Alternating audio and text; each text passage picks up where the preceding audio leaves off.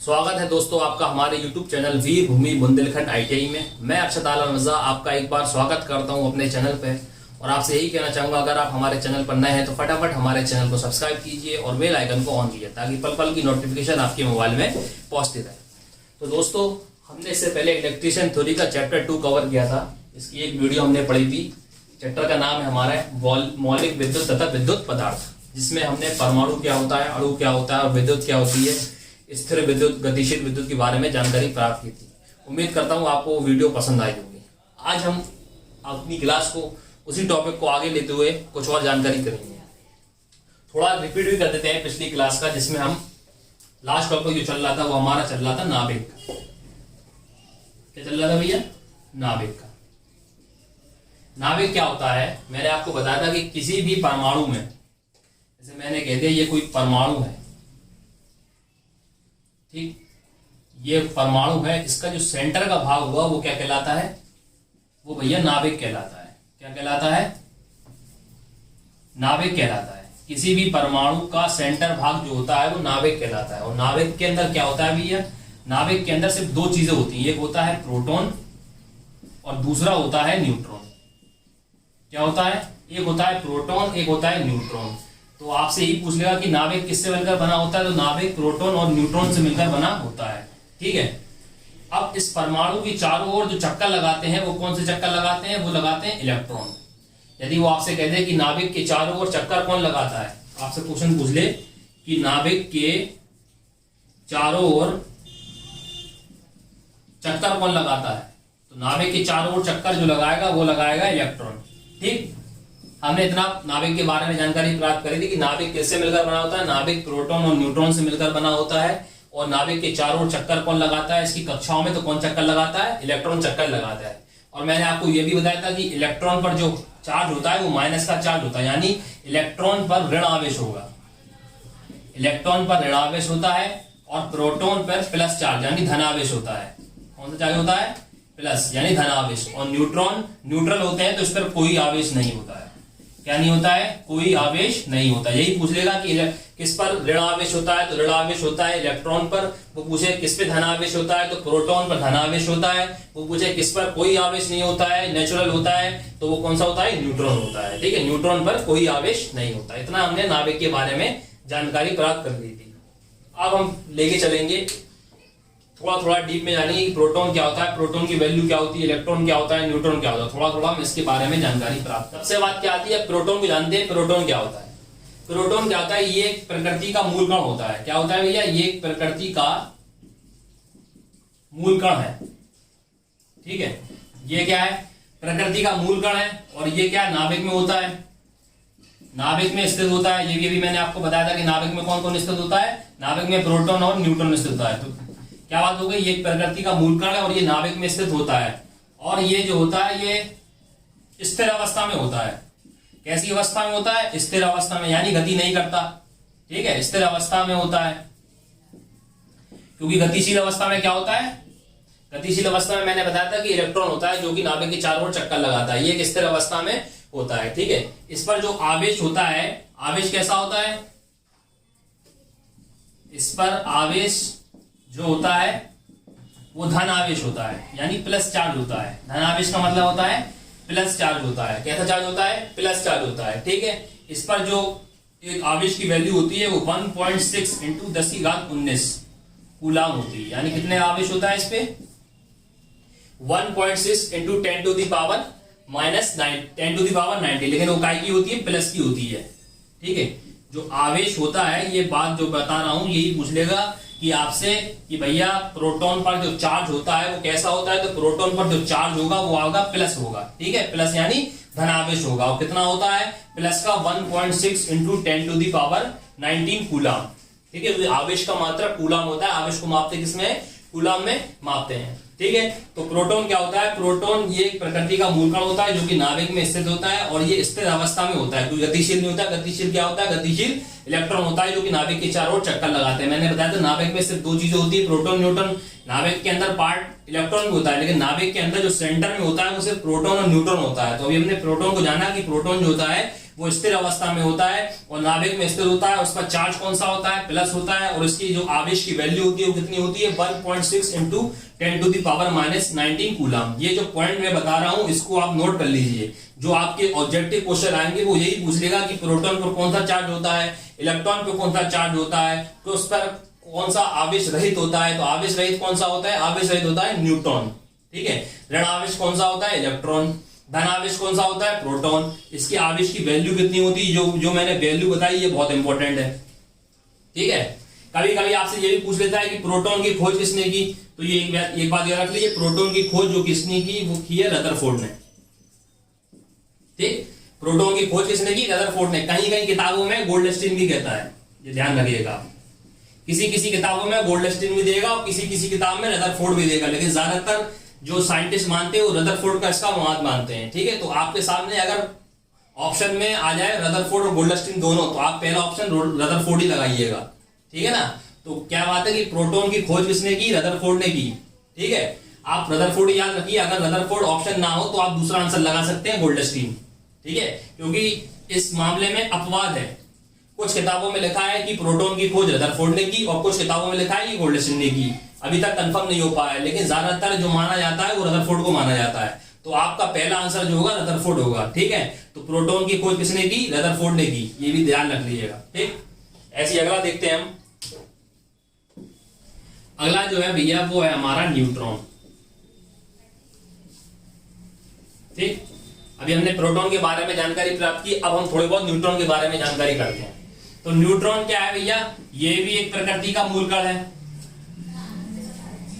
यह भी प्रकृति का एक मूल कण है। ठीक है। ठीक। अब सबसे बड़ी बात ये जो होता है, सबसे बड़ी बात, ये इंपॉर्टेंट बात है, ये जो होता है आवेश रहित होता है। कैसा होता है? आवेश रहित होता है। आवेश रहित का मतलब है इस पर कोई सा भी चार्ज नहीं होगा, ना तो माइनस होगा ना तो प्लस होगा। ठीक है। अगर वो आपसे कह दे कि न्यूट्रॉन पर कौन सा चार्ज होता है, तो न्यूट्रॉन पर कोई चार्ज नहीं होता है, वो आवेश रहित होता है। दो ही चार्ज होते हैं, होता है प्लस और होता है माइनस। तो ना तो इसमें माइनस होता है ना प्लस होता है। ठीक है। दूसरी बात आती है कि न्यूट्रॉन की खोज किसने की? तो इसकी खोज जो की है वो की है चैडविक ने। किसने की भैया? इसकी खोज की है चैडविक ने। ये जो बता रहा हूं नाम, ये भी ध्यान रखिए आप। ये भी पूछ ले क्या पता न्यूट्रॉन की खोज किसने की, इलेक्ट्रॉन की खोज किसने की और प्रोटॉन की खोज किसने की। तो इसकी खोज की है चैडविक ने। ठीक है। तो न्यूट्रॉन की खोज चैडविक ने की। ये आवेश रहित होता है। ठीक है। और ये आपको मालूम है यह भी नाभिक में स्थिर अवस्था में होता है। कैसा होता है? स्थिर अवस्था में होता है। ठीक। कहने का मतलब यह है कि जैसे अपना प्रोटॉन था वैसे हमने कहा था नाभिक में प्रोटॉन और न्यूट्रॉन होते हैं, जो कि नाभिक में सेंटर में स्थित होते हैं और ये स्थिर अवस्था में होते हैं, यानी रुके हुए होते हैं। गतिशील अवस्था में क्या होते हैं? गतिशील अवस्था में इलेक्ट्रॉन होते हैं जो कि नाभिक के चारों ओर चक्कर लगाते हैं। अगर वो आपसे पूछ ले कि निम्नलिखित में से कौन से कण हैं जो कि परमाणु में स्थिर अवस्था में होते हैं, और आपको चार ऑप्शन दे दें, electron proton, electron neutron, proton neutron और इलेक्ट्रॉन प्रोटॉन, तो जिसमें इलेक्ट्रॉन लगाएगा वो तो गतिशील अवस्था में है, तो वो तो आंसर होगा ही नहीं। इलेक्ट्रॉन को छोड़ के जो दो कण होते हैं वो सब स्थिर अवस्था में होते हैं। तो आपके सामने जो चार ऑप्शन आए वो आपसे कह दे कि कौन से जो दो होते हैं वो स्थिर अवस्था में होते हैं, तो जिसमें इलेक्ट्रॉन लगा दिया तो वो तो इलेक्ट्रॉन तो गतिशील अवस्था में होते हैं क्योंकि उसके चारों ओर चक्कर लगाते हैं। ठीक है। तो आपको देखना है जिसमें इलेक्ट्रॉन नहीं दिया है वो दोनों ही स्थिर अवस्था में होते हैं, यानी कहने का मतलब है प्रोटॉन और न्यूट्रॉन। ठीक। प्रोटॉन आवेश रहित होता है, यानी इसमें कोई चार्ज नहीं होता है। इसकी खोज किसने की? चैडविक ने की। ये नाभिक में स्थिर अवस्था में होता है। ठीक। अगला देखते हैं हम। अगला कौन सा है? अब क्या है भैया? अब आगे इलेक्ट्रॉन। ठीक है। तो ये भी प्रकृति का मूल कण है। तो प्रकृति के तीन कौन कौन से कण हो गए? इलेक्ट्रॉन, प्रोटॉन और न्यूट्रॉन। ठीक है। ये भी प्रकृति का मूल कण है। ठीक है। तो परमाणु के तीन कण कौन से हो गए? Electron, proton, neutron. सबसे बड़ी बात आती है कि इलेक्ट्रॉन की खोज किसने की? तो इसकी जो खोज कर रहे हैं वो करते हैं जे थॉमसन। ठीक है। इसकी खोज किसने की थी भैया? इलेक्ट्रॉन की खोज जे थॉमसन ने की थी। अगर वो आपसे पूछे कि इलेक्ट्रॉन की खोज किसने की थी, तो इलेक्ट्रॉन की खोज जे थॉमसन ने की थी। ठीक है। दूसरा पॉइंट क्या होता है कि ये गतिशील अवस्था में होते हैं, मैंने आपको बताया है ये गतिशील अवस्था में होते हैं। क्यों होते हैं? क्योंकि ये परमाणु के चारों ओर चक्कर लगाते रहते हैं। केवल इलेक्ट्रॉन ही है जो नाभिक के चारों ओर चक्कर लगाते हैं, प्रोटॉन न्यूट्रॉन नहीं लगाते हैं। ठीक है, इस पर जो चार्ज होता है, इस पर आवेश कैसा होता है? ऋणात्मक होता है, यानी माइनस का होता है। इस पर जो आवेश होता है वो कैसा होता है? वो ऋणात्मक यानी माइनस का होता है। और जो आवेश की वैल्यू होती है वो होती है माइनस के 1.6 इंटू 10⁻19। ठीक है, जो अपन ने प्रोटॉन पे पढ़ी थी ना, प्रोटॉन पे अपन ने पढ़ी थी 1.6 प्लस का था, ये आ गया इलेक्ट्रॉन का। तो प्रोटॉन पे आवेश प्लस होता है तो यहाँ वैल्यू प्लस में हो रही थी। अब इलेक्ट्रॉन आ गया तो इलेक्ट्रॉन पर आवेश माइनस होता है, तो इस पर कौन सी होगी? माइनस की, यानी माइनस 1.6 इंटू 10⁻19 ये होगी इसकी वैल्यू। वो आपसे पूछ रहे कि इलेक्ट्रॉन पर कैसा आवेश होता है, यानी कितना आवेश होता है। 4 ऑप्शन दे दे, 1.6 प्लस में दे दे, 1.6 माइनस में दे दे, और घाते 19 की जगह 17 कर दे, 18 कर दे। तो आपको ये याद होना जरूरी है, कितनी होती है? माइनस का 1.6 इंटू 10⁻19 कूलम, ये होती है इलेक्ट्रॉन की वैल्यू। अगर वो आपसे प्रोटॉन की वैल्यू पूछे तो इसमें हमने प्लस लगा दिया तो ये प्रोटॉन की वैल्यू हो जाएगी। कितनी? यानी वैल्यू वही है, बस माइनस प्लस का चिन्ह हो जाएगा। ठीक है, तो ये आपको याद होना चाहिए। जो क्योंकि इलेक्ट्रॉन माइनस में होता है तो उस पर माइनस की वैल्यू होगी, और प्रोटॉन प्लस में होता है तो उसकी वैल्यू प्लस में होगी। ठीक है, क्लियर है ना भैया? एक आता है इसका द्रव्यमान, तो इसका द्रव्यमान होता है 9.022 इंटू 10⁻23। ठीक है, कितना होता है? 9.022 इंटू 10⁻23 नहीं 28 होती है। कितनी होती है? 28। ठीक है, ये इसका द्रव्यमान होता है। कितना होता है? इसका द्रव्यमान होता है 9.022 इंटू 10⁻28। ठीक है, तो ये हो गया इलेक्ट्रॉन। तो भैया इलेक्ट्रॉन के बारे में क्या जानकारी प्राप्त करी हमने? इलेक्ट्रॉन के बारे में ये जाना है कि इलेक्ट्रॉन भी प्रकृति का मूलकण है। इसकी खोज किसने की? ये जो खोज है ना, ये आप जरूर याद रखिए। मैंने आपको 3 खोजें बता दी है। इलेक्ट्रॉन की खोज जे थॉमसन ने की, प्रोटॉन की खोज आपकी की है,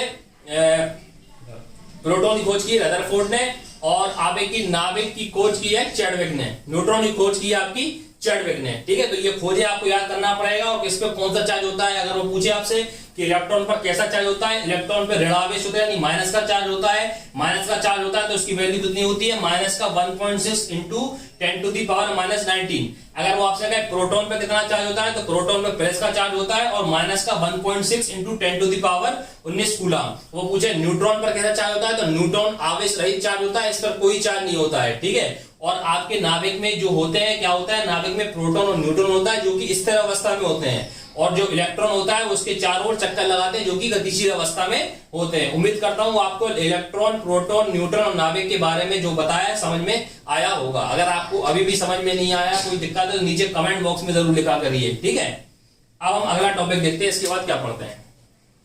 अब हम समझ गए कि प्रोटॉन किसे कहते हैं, न्यूट्रॉन क्या होता है, और इलेक्ट्रॉन क्या होता है, और परमाणु क्या होता है। ठीक है, तो हमने एक चीज देखी कि जो परमाणु का नाभिक होता है, नाभिक में जो होता है कौन कौन से होते हैं? प्रोटॉन और इलेक्ट्रॉन होते हैं। ठीक है, अब आपने एक चीज कॉमन देखी होगी, जो इलेक्ट्रॉन है, इलेक्ट्रॉन का जो आवेश था वही आवेश कैसा था? इसका था प्रोटॉन का। यानी जो इलेक्ट्रॉन का आवेश था वही प्रोटॉन का आवेश था, बस ये था कि ये माइनस में था और ये प्लस में था। ठीक है ना, ये माइनस में था और ये प्लस में था। जो इनकी वैल्यू थी वो सब बराबर थी, बस माइनस प्लस का अंतर था। तो यही हो जाएगा कि जो किसी भी तत्व का अगर आपसे पूछे तो एक पॉइंट होता है, किसी तत्व के इलेक्ट्रॉन तथा प्रोटॉन की संख्या हमेशा बराबर होती है।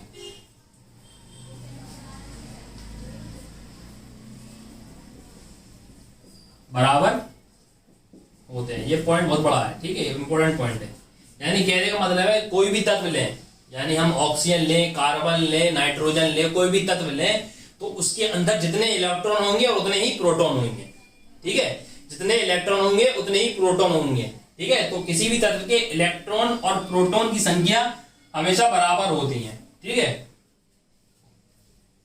और ये जो नाभिक में, अब ये एक चक्कर तो लगाते हैं, आपको मालूम है। तो नाभिक में जो प्रोटॉन और न्यूट्रॉन होते हैं, मैंने आपको बताया नाभिक में क्या होते हैं, प्रोटॉन और न्यूट्रॉन होते हैं, ठीक है। इन दोनों को जब हम सम कर देते हैं यानी जोड़ देते हैं तो वो बन जाता है उसका परमाणु द्रव्यमान या परमाणु भार भी कह सकते हैं अपन। क्या कह सकते हैं?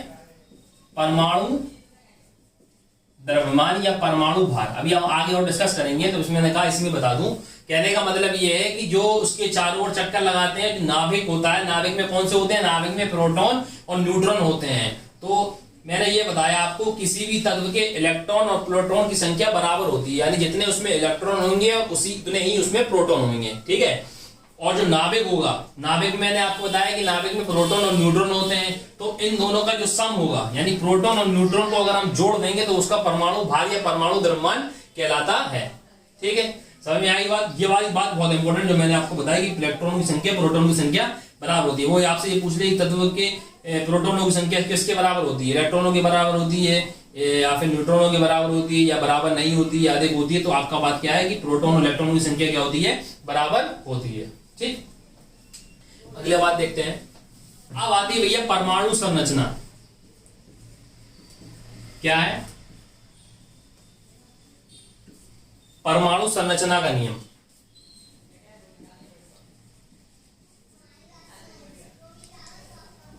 ठीक, परमाणु संरचना का नियम क्या? अभी हमने आपने बात जानी कि मैंने ये कहा था कि किसी भी तत्व के जो प्रोटॉनों की संख्या होती है वही आपके इलेक्ट्रॉनों की संख्या के बराबर होती है, ठीक है। अब जो परमाणु जो नाभिक के चारों ओर चक्कर लगाते हैं तो उसकी कक्षाएं होती हैं, ठीक है। तो उसकी कक्षाएं कितनी होती है? 4 होती हैं। कितनी? 4 कक्षाएं होती है, 4 कक्षाएं होती है, जिसको बांटा गया है K L M N। कितनी कक्षाओं में बांटा गया? 4 कक्षाओं में बांटा गया। तो कह रहे हैं कि किसी परमाणु की कितनी कक्षाओं में बांटा गया? तो 4 कक्षाओं में बांटा गया, जिसको बांटा गया K L M, ठीक है, K L M sorry N, ठीक है। ये 4 कक्षाएं होती हैं, ठीक है। तो इलेक्ट्रॉनों की कक्षाएं जो होती हैं वो 4 होती हैं और उनका परमाणु संरचना निकालने के लिए एक फॉर्मूला दिया गया जिसको हम बोलते हैं 2n²। कितना होता है? 2n², ठीक। ये फॉर्मूला बहुत पूछता है, डायरेक्ट पूछ देता है कि परमाणु संरचना का जो फॉर्मूला होता है वो क्या होता है? तो वो होता है 2n², ठीक है। क्या होता है? 2n², ठीक।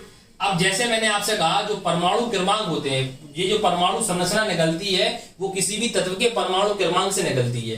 कहने का मतलब है जो आपकी पीरियोडिक टेबल होती है, केमिस्ट्री में जाऊं मैं, अगर आपने आवर्त सारणी पढ़ी होगी, आवर्त सारणी जो होती है वो आधुनिक आवर्त सारणी। तो आधुनिक आवर्त सारणी में जो तत्व दिए हैं, ठीक है, उसमें कोई धातु भी दिए हैं, अधातु भी दिए हैं, ठीक है। तो जो उनका एटॉमिक नंबर होता है, एटॉमिक नंबर का मतलब होता है परमाणु क्रमांक।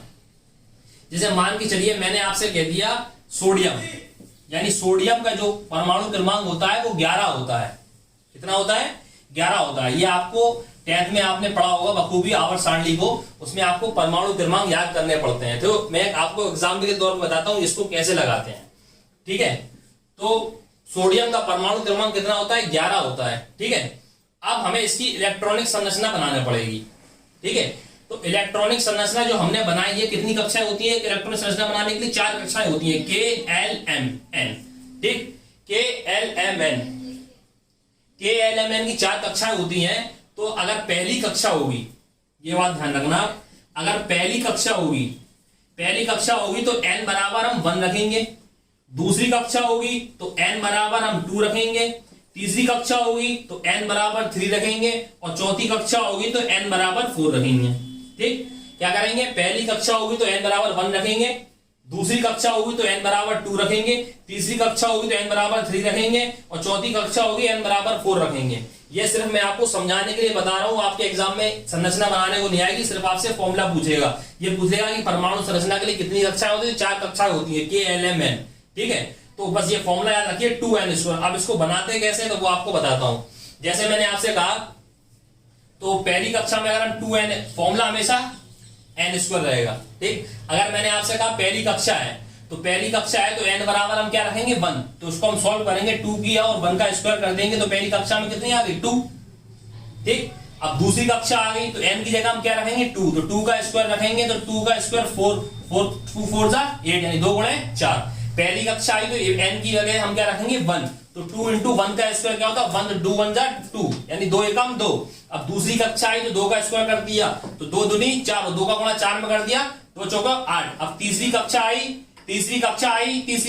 तो क्या होता है 2 की पावर, सॉरी आप रखेंगे 3 की वैल्यू, क्या रखेंगे 3, तो 3 का स्क्वायर कर देंगे अब, ठीक है। तीसरी कक्षा आई तो n की वैल्यू कितनी रखेंगे 3, तो 3 का स्क्वायर होता है 9 और 9 दूनी 18, 9 दूनी 18।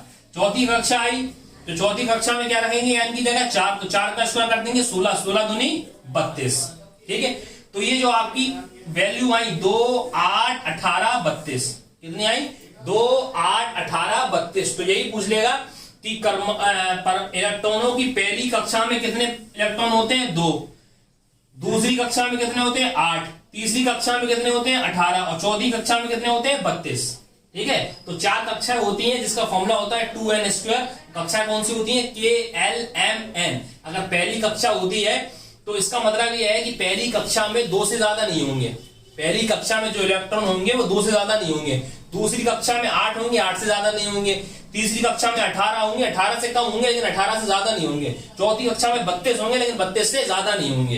कैसे करते हैं, जैसे मैंने आपसे कहा कि सोडियम है, सोडियम का परमाणु क्रमांक होता है 11। अब मैं आपसे कहूं इसको इलेक्ट्रॉन की कक्षा में बनाओ, तो कैसे बनाएंगे, ऐसे बनाएंगे, देखिए।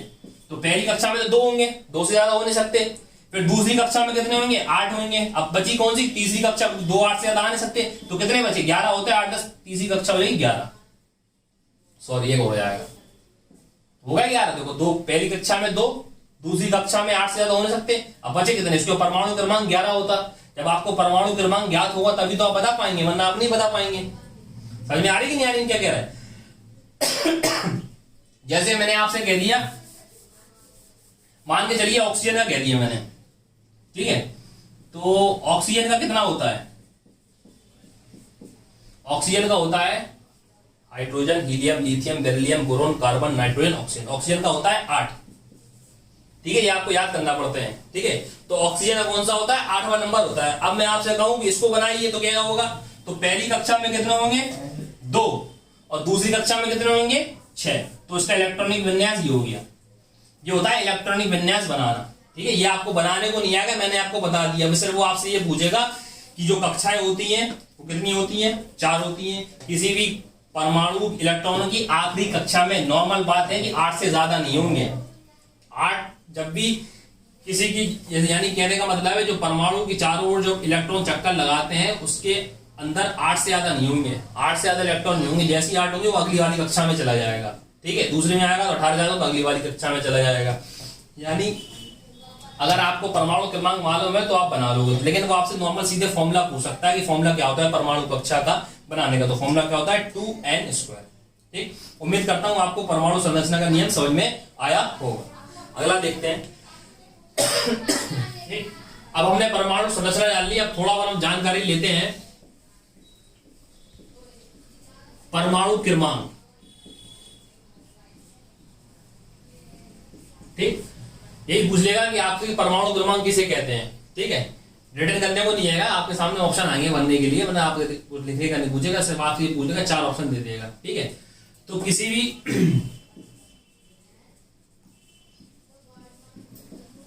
तत्व की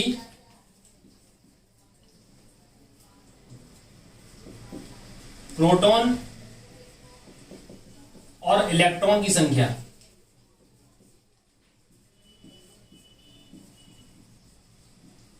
जो हमेशा बराबर होती है